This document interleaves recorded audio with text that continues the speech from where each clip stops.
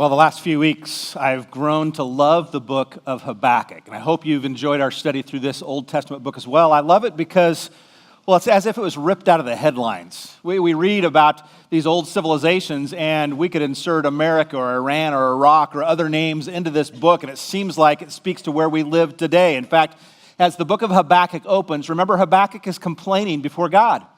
He complains, God, I look around and all I see is violence. I see bad people thriving, and I wonder, God, how long do I have to cry out to you, and yet you don't answer? I look around and I see violence, and you do nothing. Well, God responds to Habakkuk and says, actually, I do see, and I am going to do something about it. In fact, I'm going to send in the wicked Chaldeans, and they're going to come in and conquer your nation. Well, Habakkuk doesn't like that at all. In fact, really, that makes matters worse. Says, God, how in the world can you allow a wicked nation to come in and conquer us? Really, why are you going to let the wicked people prosper? How can you allow this, God? And God answers back again. And he says, don't think they're going to get away with it. I know what they're doing. I know what they're like, and they will get what's coming to them. And so really, that's the first two chapters of Habakkuk. God actually answers Habakkuk and says, look, the wicked, they do have their day in court, but for you need to live by faith. And in fact, we find this great verse from the book of Habakkuk, chapter 2, verse 4. The righteous shall live by his faith. A verse which we talked about, the book of Hebrews, the book of Galatians, even the book of Romans is based on that verse. The righteous shall live by his faith. And so Habakkuk, look, let me take care of the wicked. You live by your righteousness and your belief in me. Well, this seems to satisfy Habakkuk. In fact, he's content in this book. He accepts God will accomplish his purpose. He understands now his own responsibility. He's going to let God be God. He's going to live by faith. And in the book of Habakkuk, it's as if it's a musical. He breaks into song. Literally. When we get to chapter 3, Habakkuk sings. So I thought maybe this morning I'd sing it for you. Actually, no, I won't. But this third chapter, it is a commentary. More than that, this is a reflection on that verse, chapter 2, verse 4. We know it's a song because we can go to the very last verse in the book of Habakkuk, and we get these instructions here in Habakkuk. We get to the choir master with stringed instruments. Sounds a lot like the book of Psalms, where we get instructions to the choir master. Similar thing here. Here's how it's supposed to be sung. We also find some other musical indications in this chapter, but it is a poetic celebration of chapter 2, verse 4, and it is remarkably well written.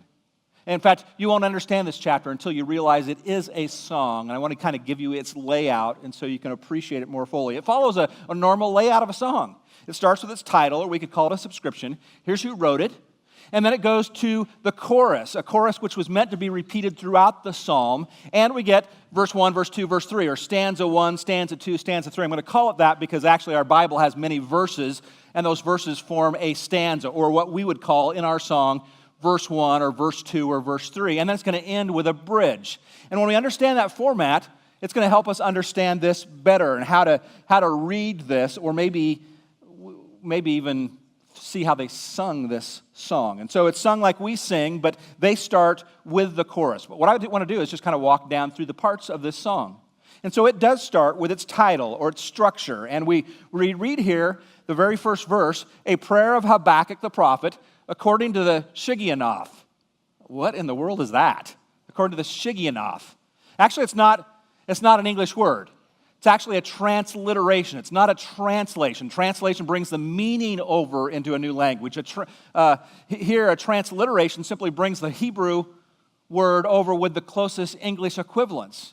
And so we read this Hebrew word, siginoth, and we might say, well, what does that mean? Anybody know? Well, actually, I don't either. We don't.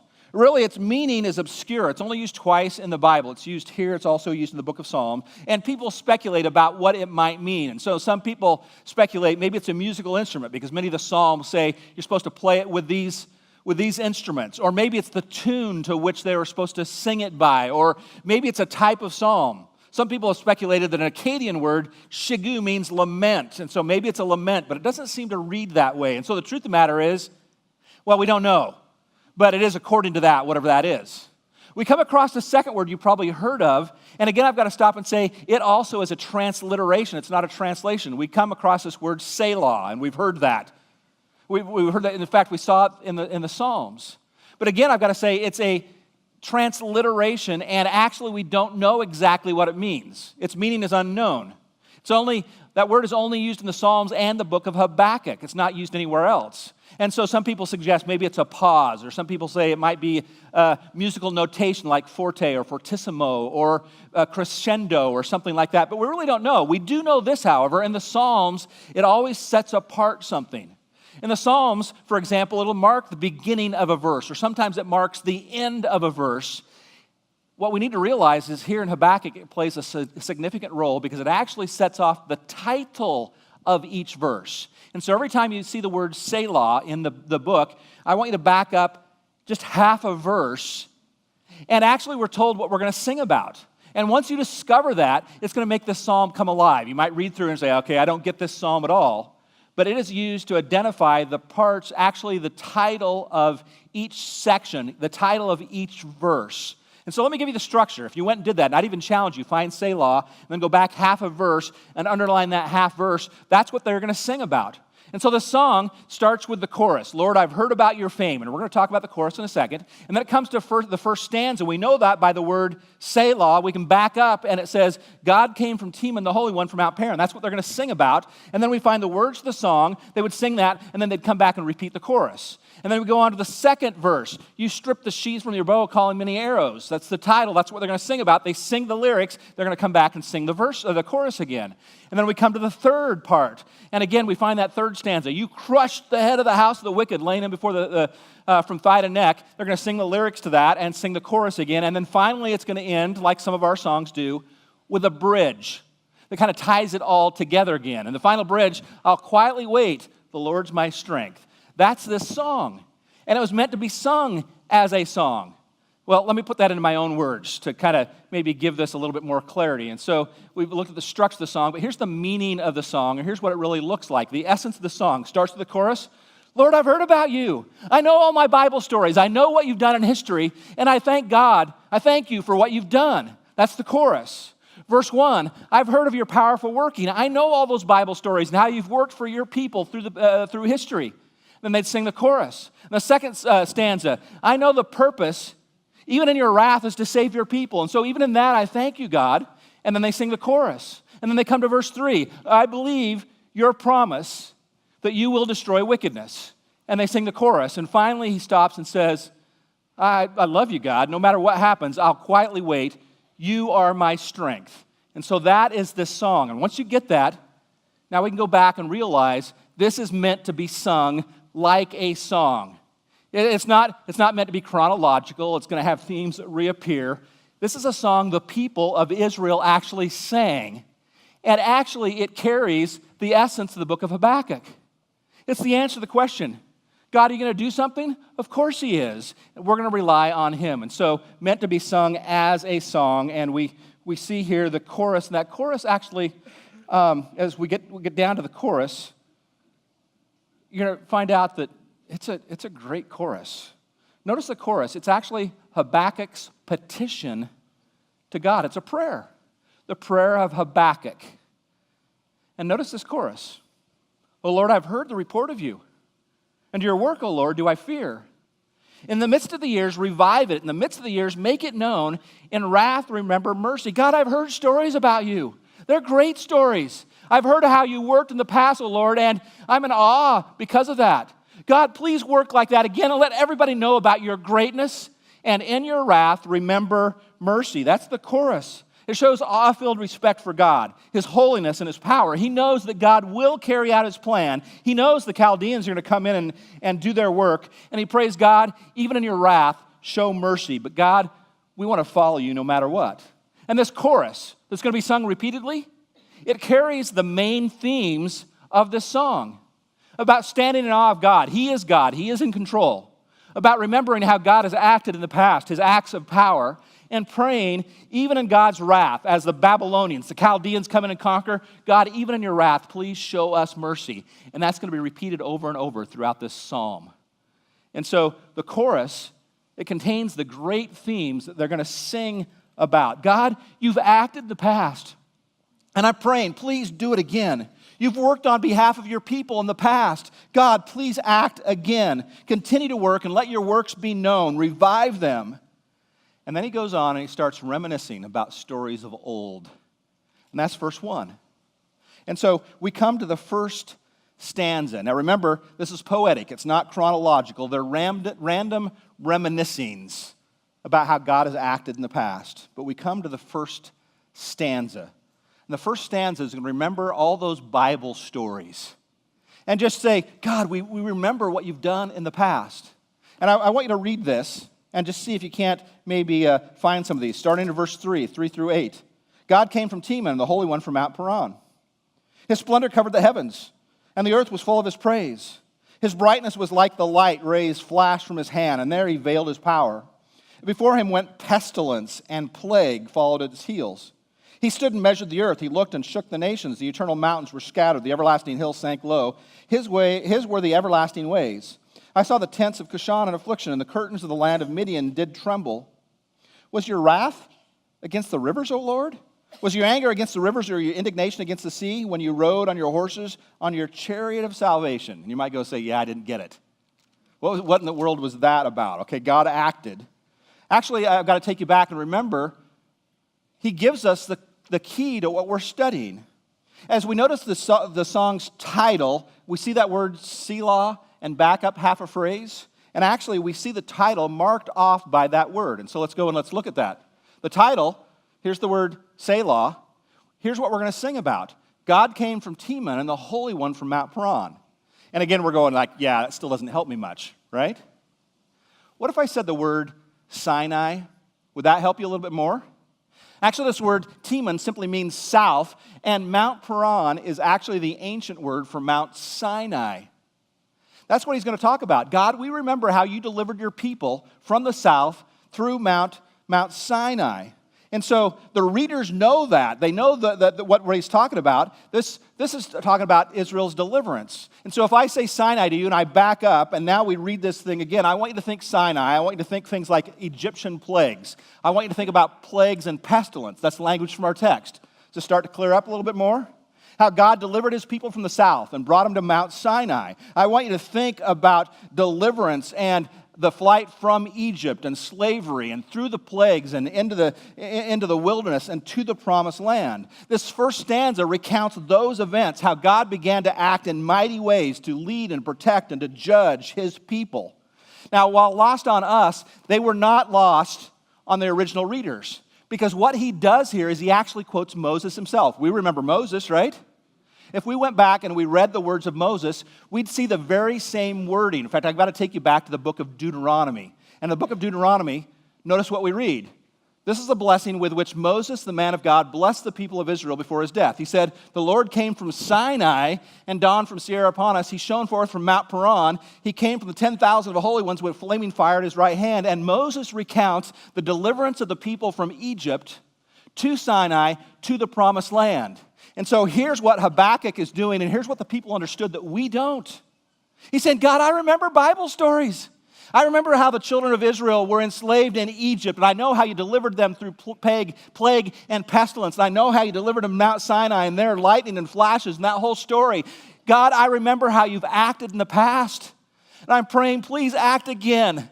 Help us. Come to us. Deliver us. You've done it in the past. God, please act again. You've helped your people. And this first stanza, although we may not recognize it, describes the powerful and awesome manifestations of God's presence. It demonstrates God's power through all kinds of acts, his awesome manifestations through all kinds of things, lightning and thunder on Mount Sinai, plague and pestilence, delivering them from Egypt.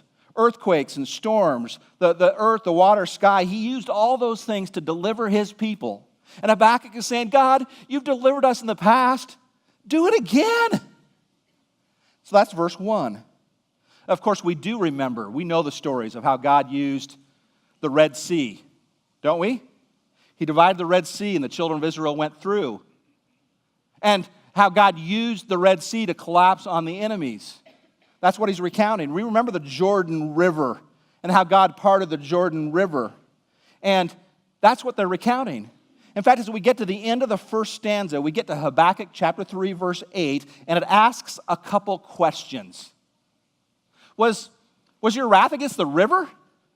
Was your anger against the rivers, your indignation against the sea? And what's the answer to that? Of course not. He wasn't mad at the Red Sea. He wasn't mad at the Jordan River. But he used those to accomplish his purpose, right? God, you're great. Won't you do that again? And then after verse 1, after recounting, God, here's what you did through Sinai and bringing the people out of Egypt, and here's what you did through the rivers and the sea, they break into song again, and they sing the chorus. And so just notice as we look at this, we get down and we get these words. And I actually want you to read these with me. Can you just read these words? Because this was the chorus. So let's read it together. O Lord, I've heard the report of you, and your work, O Lord, do I fear. In the midst of the years, revive it. In the midst of the years, make it known. In wrath, do it again, God. We know the stories. We've heard reports of you. We fear those reports, but God, we're asking, please deliver us again. Work in us. Let everybody know. And in your wrath, remember mercy towards us. That's the song. He's praying out to God, okay, I get it, God. You're gonna bring the Chaldeans in, but I want to remember what you've done in the past and put my hope in you. And so that's the first stanza, which leads right to the second verse, right? We know how this works. We get down to the second stanza, and they're going to remember how God fought his foes. And he's going to say, do it again, God. He's going to remember how God fought for his people. And we take it up right in the middle of verse 9. Here we read, you stripped the sheath from your bow, calling for many arrows. You split the earth with rivers. The mountains saw you and writhed. The raging waters swept on. The deep gave forth its voice. It lifted its hands on high. The sun and the moon stood still in their place. At the light of your arrows as they sped, at the flashing of your glittering spear, you marched through the earth in fury. You threshed the nations in anger. You went out for the salvation of your people, for the salvation of your anointed. Verse 2 describes, God, I've heard stories, and I remember how you defeated your foes. In fact, he gives us the title, and so we find the word Salah. We back up a half a verse, and we find the title for this section. You stripped the sheath from your bow, calling out many arrows. You took out your sword, and you fought for us. You took out your bow and arrow, and you fought on the behalf of your people. Do it again, God. You fought for us. Won't you please do it again? And so it describes God's action. God unleashed his bow and arrow against his foes. And we go back and we recount some of our Bible stories. And if we remember those Old Testament stories, we can find clues here about how God did fight for his people. And if we go back and remember our stories, we remember stories like Gideon and Gideon's army. We remember stories of Deborah and Barak and Joshua. We see images here and just a few stories. Remember how one day when Joshua was fighting a battle, he prayed and God caused the sun to stand still? Do you remember that story? We can go back to that in the book of Joshua. And here in the book of Joshua, the time Joshua spoke to the Lord in the day when the Lord gave the Amorites over to the sons of Israel, and he said, in the sight of Israel, sun stand still, and it does. The sun and the moon stopped. Well, we find that kind of language in our song. God, you fought on behalf of your people, and you used mighty works to help us and benefit us. Not only that, but we can think about stories even with Isaiah, and we realize that in the time of Isaiah, the sun even went backwards. You remember that story? We can read about stories like that in 2 Kings with Hezekiah. The sun went backwards. Isaiah said, this shall be the sign to you from the Lord will do the thing that he has promised. Shall the shadow go forward 10 steps or go back 10 steps? And Hezekiah answered, it's an easy thing for the shadow to lengthen. Rather let the shadow go back. And so God causes the sun or the shadow to go back. Well, here's what Habakkuk is doing. God, you've always fought for your people. You've done mighty works. Even the sun and the moon have stood still. And he remembers his Old Testament stories, and he's saying, God, won't you do that again?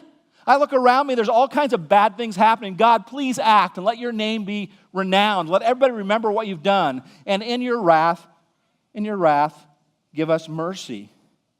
And so Habakkuk remembers his stories. God, I've heard about you. Won't you please do that again?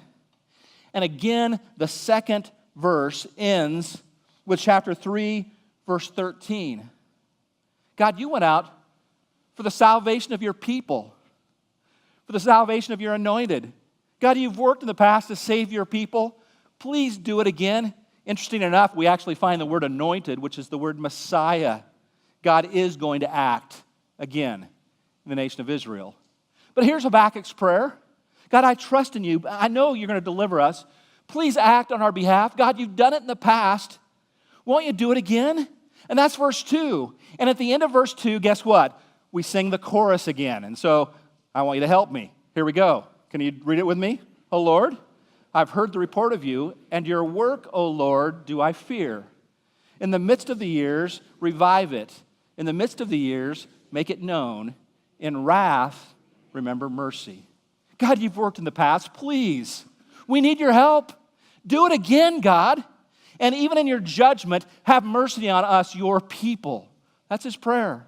And so verse 1, I know stories of the past, how you've acted. Verse 2, I know you've conquered your enemy. In fact, you've even used mighty means to do that. And if they sing about those things, and then they come to verse 3.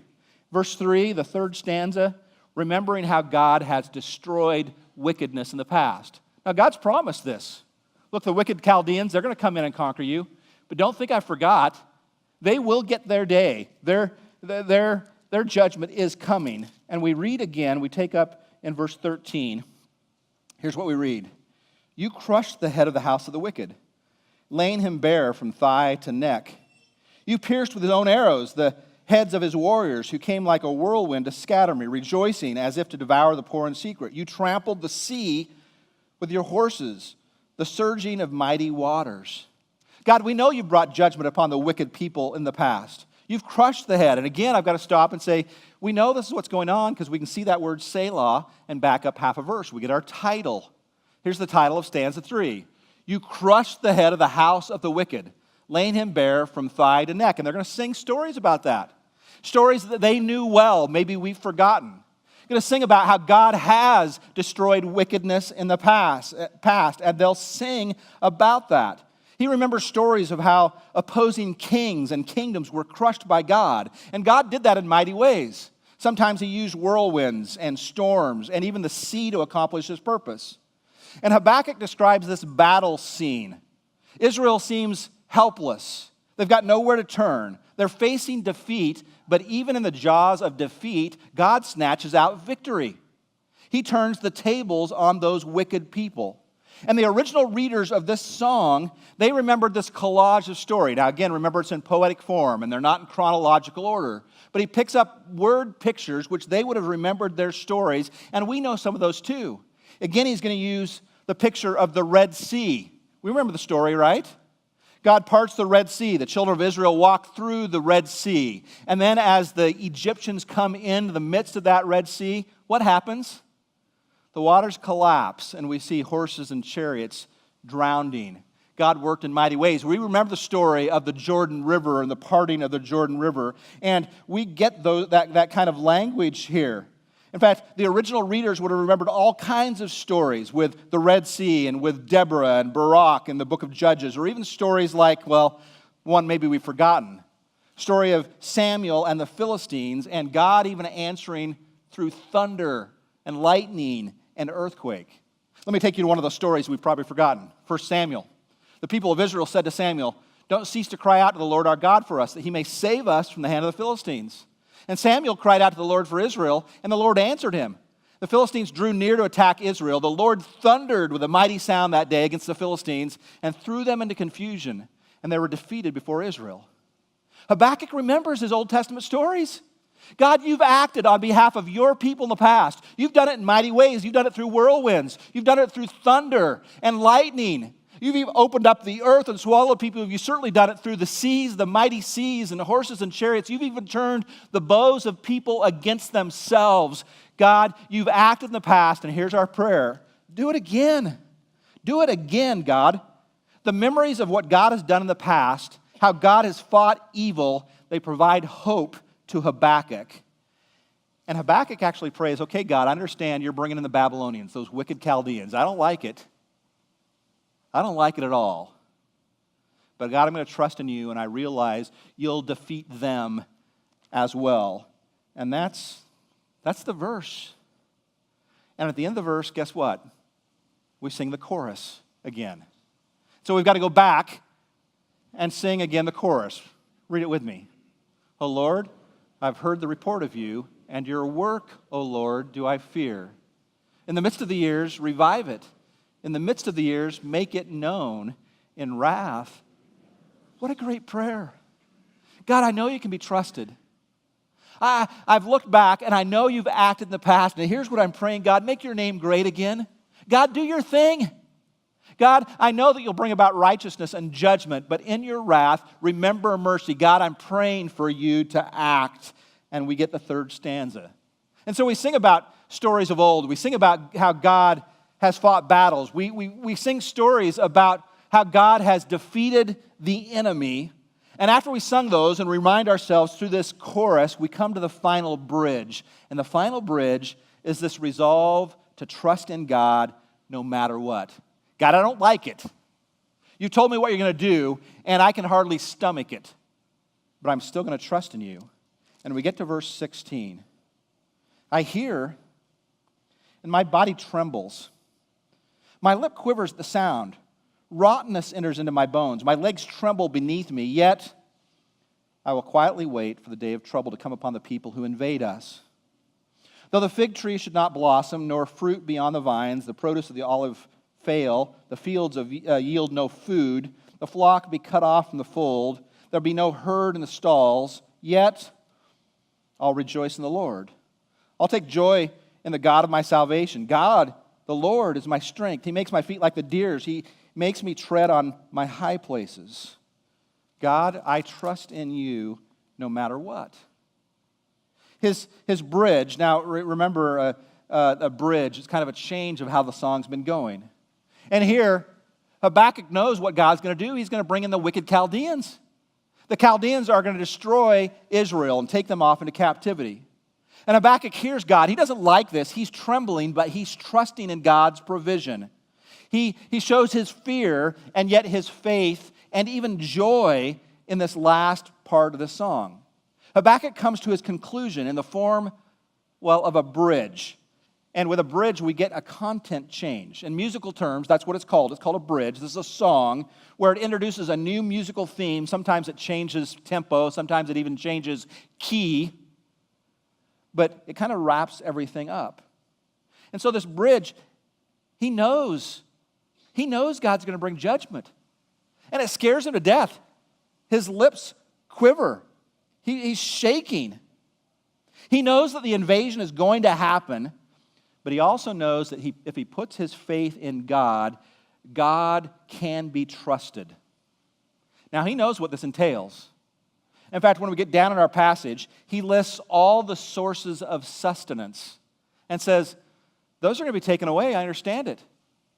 I know that the fig and the fruit trees are not going to yield their fruit anymore.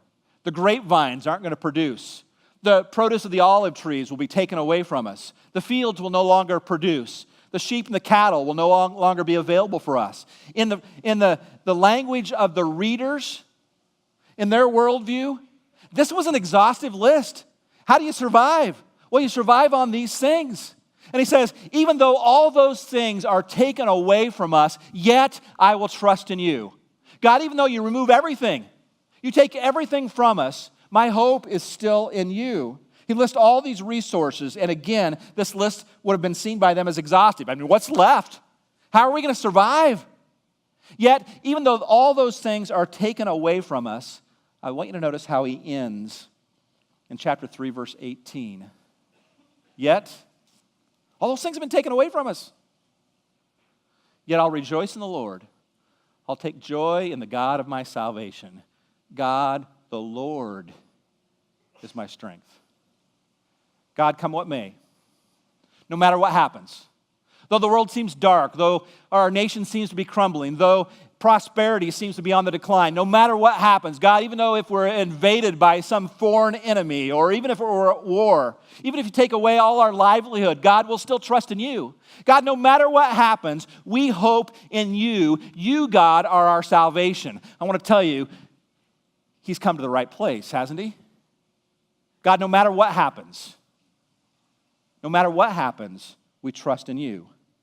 See, this song is a fitting conclusion to the book of Habakkuk. Habakkuk actually accepts God's upcoming actions. He doesn't like it. God, whatever you're going to do, you do it because I know you're in charge. God, I know what's happening, but please, as you work, do so with mercy. I know you've worked powerfully in the past. I know you've worked on behalf of your people. And even if it means hardship for us, we choose to trust in you. And so he concludes with this confession of trust in God. God, no matter what, come what may, I put my hope in you.